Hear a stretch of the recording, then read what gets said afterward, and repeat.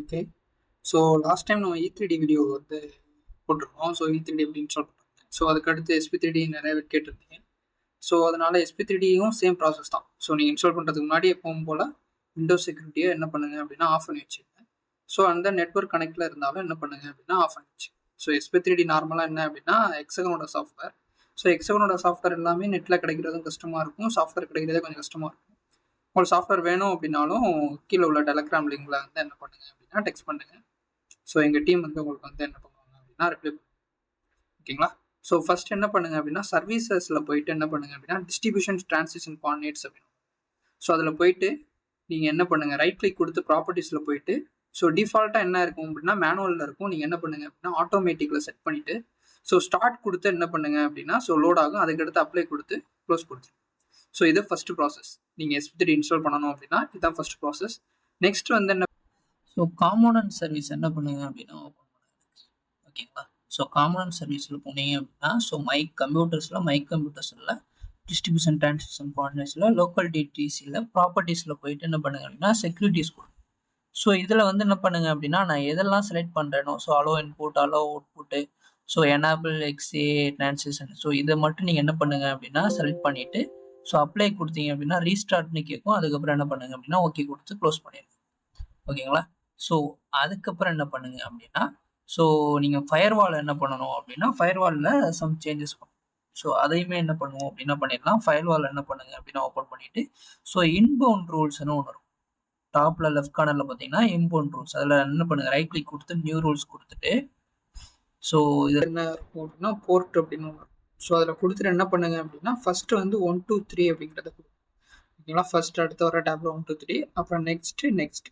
So இதில் என்ன கொடுக்கணும் அப்படின்னா நீங்கள் என்ன பண்ணணும் அப்படின்னா XQL RTP அப்படிங்கிறத என்ன பண்ணணும் அப்படின்னா டைப் பண்ணி ஃபினிஷ்னு கொடுக்கணும். ஓகேங்களா? ஸோ இப்போ பார்த்தீங்கன்னா அது இங்கே வந்துருக்கும். இந்த இடத்துல என்ன பண்ணுங்க அப்படின்னா ரைட் கிளிக் கொடுத்து ப்ராப்பர்ட்டிஸில் போயிட்டு ஸோ ப்ரோட்டோகால்ஸ் அண்ட் போர்ட்ஸ்னு இருக்கும். ஸோ அதில் போயிட்டு என்ன பண்ணுங்க அப்படின்னா நீங்கள் கொடுத்த RTP டைனமிக் போர்ட்னு ஒன்று இருக்கும். ஸோ அதை கொடுத்து அப்ளை கொடுத்து ஓகே பண்ணி. ஓகேங்களா? ஸோ அகைன் என்ன பண்ணுங்க அப்படின்னா இன்பவுண்ட் ரைட் கிளிக் நியூ ரூல்ஸ்க்கு போங்க. நியூ ரூல்ஸ்க்கு போயிட்டு ஸோ அதே போர்ட்டில் ஸோ நெக்ஸ்ட். ஸோ இப்போ என்ன நம்பர் கொடுக்கணும் அப்படின்னா 1433 அதாவது 33 கொடுத்துட்டு என்ன பண்ணுங்க நெக்ஸ்ட். இதில் என்ன பண்ணணும் அப்படின்னா SQL இன்ஸ்டன்ஸ் அப்படிங்கிற நேம் என்ன பண்ணணும் அப்படின்னா நீங்கள் கொடுக்கணும். SQL இன்ஸ்டன்ஸ் அப்படிங்கிறத கொடுத்துட்டு என்ன பண்ணுங்க நெக்ஸ்ட் ஓகே. ஸோ அடுத்து அதே மாதிரி right click new port new rules அப்புறம் என்னென்ன போர்ட்டு கொடுத்துட்டு இப்போ இதில் என்ன பண்ணுங்க அப்படின்னா UTP அப்படிங்கிறத என்ன பண்ணணும் அப்படின்னா செலக்ட் பண்ணணும். இதுக்கு முன்னாடி என்ன பண்ணுவீங்க அப்படின்னா DCP தான் செலக்ட் பண்ணிப்பீங்க, அதை பார்த்துக்கணும். அப்புறம் 1434 நேம் கொடுத்துட்டு என்ன பண்ணுங்க அப்படின்னா நெக்ஸ்ட்டு இதில் என்ன பண்ணுங்க அப்படின்னா SQL ப்ரௌசர் அப்படிங்கிற நேம் என்ன பண்ணணும் அப்படின்னா நீங்கள் கொடுக்கணும். SQL browser. ஸோ இதை கொடுத்துட்டு என்ன பண்ணுங்க ஃபினிஷ். ஓகேங்களா? ஸோ இதில் வந்து என்ன பண்ணணும் அப்படின்னா 3 இதை ஆட் பண்ணணும். SQL RTP, SQL instance, SQL browser. ஓகேங்களா? அந்த நம்பர் என்ன பண்ணுங்க அப்படின்னா கரெக்டாக பார்த்து. ஸோ அடுத்து என்ன பண்ணுங்க அப்படின்னா இப்போ நெட்வொர்க் அடாப்டர் நம்ம என்ன பண்ணணும் அப்படின்னா சேஞ்ச் பண்ணணும். ஃபர்ஸ்ட் அதுக்கு நெட்வொர்க் அடாப்டர் ஆட் பண்ணணும். ஸோ டிவைஸ் மேனேஜர் போயிட்டு என்ன பண்ணுங்க அப்படின்னா நெட்வொர்க் அடாப்டர் ரைட் கிளிக் பண்ணிட்டு ஸோ ஆக்ஷன்ஸில் போயிட்டு என்ன பண்ணணும் அப்படின்னா ஆட் நியூ லெகசி அப்படின்னு கொடுத்துட்டு என்ன பண்ணணும் அப்படின்னா அதில் பார்த்தீங்கன்னா நெட்வொர்க் அடாப்டர்னு இருக்கும். ஸோ அதை டபுள் கிளிக் பண்ணுங்க. ஸோ அதை டபுள் கிளிக் பண்ணீங்க அப்படின்னா அடுத்த இதில் வந்து என்ன ஆகும் அப்படின்னா ஓப்பன் ஆகும். இதில் பார்த்தீங்க அப்படின்னா மைக்ரோசாஃப்ட்னு இருக்கும். அதை கிளிக் பண்ணிட்டு ஸோ இதோட ரெண்டாவது டேப்ல பார்த்தீங்கன்னா மைக்ரோசாஃப்ட் KM டெக்ஸ்ட்னு ஒன்று இருக்கும். ஓகேங்களா? லூபேக் அடாப்டர் அப்படின்ட்டு அதை கிளிக் பண்ணி என்ன பண்ணுங்க அப்படின்னா இன்ஸ்டால் ஆகும். இன்ஸ்டால் பண்ணிட்டு ஃபினிஷ் கொடுத்துருங்க. ஸோ அதுக்கப்புறம் என்ன பண்ணுங்க அப்படின்னா இந்த ப்ராசஸ் க்ளோஸ் பண்ணுங்க. ஸோ இதுக்கு அடுத்து என்ன பண்ணணும் அப்படின்னா IP அட்ரஸ் என்ன பண்ணணும் அப்படின்னா நம்ம சேஞ்ச் பண்ணணும். ஸோ IP அட்ரஸ் சேஞ்ச் பண்ணி என்ன பண்ணுங்க அப்படின்னா எப்போவுமே ஒர்க் பண்ணுங்க. ஸோ அதனால என்ன பண்ணுறோம் அப்படின்னா IP அட்ரஸ் மாற்றுறதுக்கு ஃபர்ஸ்ட் கண்ட்ரோல் பேனல் போயிட்டு ஸோ இதில் பார்த்தீங்க அப்படின்னா நெட்வொர்க் செட்டிங்ஸ் இருக்கும். ஸோ கண்ட்ரோல் பேனல்ஸில் என்ன பண்ணுங்க அப்படின்னா ஸோ இப்போ வந்து கண்ட்ரோல் பேனல்ஸை கிளிக் பண்ணிக்கோங்க. அதில் பார்த்தீங்க அப்படின்னா நெட்வொர்க் அண்ட் இன்டர்நெட்னு இருக்கும். ஸோ இதில் போய்ட்டு என்ன பண்ணுங்க அப்படின்னா நெட்வொர்க் அண்ட் ஷேரிங் சென்டரில் கிளிக் பண்ணீங்க அப்படின்னா ஸோ லெஃப்ட் சைடில் சேஞ்ச் அடாப்டர் செட்டிங்ஸ். ஸோ அதில் போயிட்டு என்ன பண்ணுங்க அப்படின்னா ஸோ இதில் பார்த்தீங்க அப்படின்னா நிறையா நெட்வொர்க் ஆட் பண்ணியிருக்காங்க. ஆனால் நம்ம ஆட் பண்ண மைக்ரோசாஃப்ட் KM டெக்ஸ்ட் அப்படின்னு ஒன்று ஆட் ஆயிருக்கும். ஸோ நான் ஆல்ரெடி பண்ணதில் 2 இருக்குது.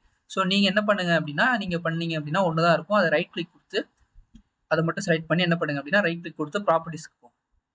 ஸோ ப்ராப்பர்ட்டிஸ் போனீங்க அப்படின்னா இங்கே என்ன இருக்கும் அப்படின்னா ஸோ இங்கே பார்த்தீங்க அப்படின்னா internet so internet protocol vision 4 அப்படின்னு ஒன்று இருக்கும். ஸோ அதை நீங்கள் என்ன பண்ணுங்கள், செலக்ட் பண்ணி, ஸோ இதில் பார்த்தீங்க அப்படின்னா like the following IP address அப்படிங்கிற டேப்ல என்ன பண்ணுங்க அப்படின்னா செலக்ட் பண்ணிட்டு 199.166.1. ஸோ அண்ட் தென் நீங்கள் என்ன பண்ணுங்க அப்படின்னா என்ட்ரு கொடுத்தீங்கன்னா ஆட்டோமேட்டிக்காக ரெண்டாவது டேப்ல வந்துடும்.